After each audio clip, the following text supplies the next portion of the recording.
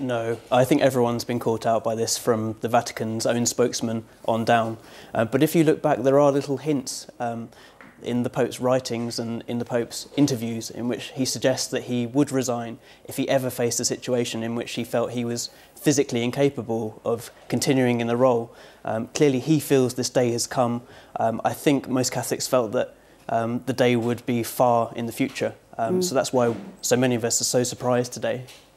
Do you think he's made the right decision for the Church? I think he's wrestled with it, and it's probably the hardest, or surely the hardest, most difficult decision of his entire pontificate. So I trust that if he feels that this is the right decision, then it is the right decision for the Church. I think he must have prayed over this and really searched his heart to come to this decision. And I feel that we have to accept this, even if many of us feel quite disappointed that he's taken this decision. Luke, I'm just going to bring in our international editor now. We know the procedure when a pope dies.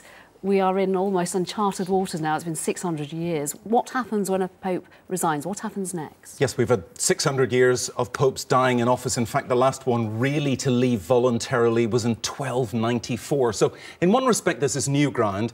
On the other hand, at 8 o'clock on February the 28th, it will be as if this pope has died. So the 120 cardinals will come together very quickly, perhaps even the next day, and then they will go into conclave in secret and begin the procedure of electing a new pope.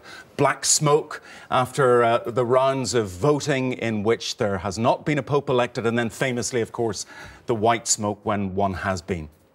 Luke, if I return to you now, in terms of Pope Benedict, before we look to the future, in your opinion, has his time been a good time? Will he be deemed to be a good pope?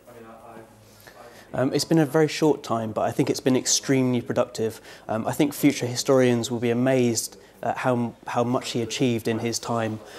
We'd think of things, particularly in the Catholic Church, like his giving very broad permission for people to use the old Latin Mass as a major event in the life of the Church. We think also of his attempt to purify the Catholic priesthood of the scourge of abuse, which he's tried very hard to do as being an important thing that he's achieved. And also as well his offer to groups of former Anglicans to come and enter full communion with the Catholic Church. I think that will be remembered as a significant legacy.